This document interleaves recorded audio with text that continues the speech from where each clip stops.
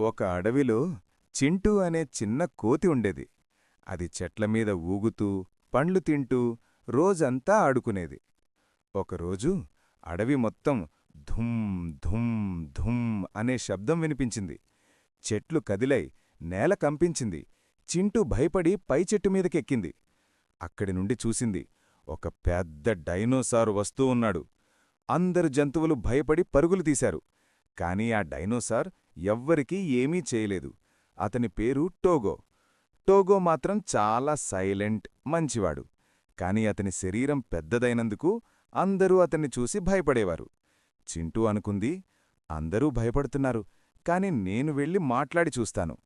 చింటూ చెట్టు నుండి దిగి టోగో దగ్గరకు వెళ్ళింది. చింటూ, హలో, నువ్వెవరు? టోగో, నేను టోగో. అందరూ నన్ను చూడగానే దూరంగా పారిపోతారు. ఎందుకు? నువ్వు మంచివాడివే కనిపిస్తున్నావు. అలా ఇద్దరూ స్నేహితులయ్యారు. చింటూ టోగోకు పండ్లు తెచ్చేది. టోగో చింటూని తన పెద్ద వీపుపై కూర్చోబెట్టి అడవి అంతా తీసుకెళ్లేవాడు. ఒకరోజు అడవిలో మంటలొచ్చాయి. చాలా జంతువులు చిక్కుకొని వెళ్లలేకపోయారు.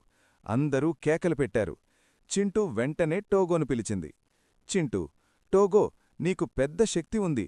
నువ్వు వారికి సహాయం చేయగలవు. టోగో వెంటనే అక్కడికి పరిగెత్తి చిన్న జంతువులను ఒక్కొక్కరిగా తీసి సేఫ్ ప్లేస్కి తీసుకెళ్లాడు. కొంతసేపటికి మొత్తం అడవి జంతువులు రక్షించబడ్డాయి. అందరూ టోగోకు నమస్కరించి చెప్పారు, నువ్వు లేకపోతే మేమంతా ప్రమాదంలో కడిపోయేవాళ్లం. ఆ రోజునుండి ఎవ్వరూ టోగోను చూసి భయపడ్లేదు. బదులుగా అసలు అతని మనసు పెద్దది అని గ్రహించారు.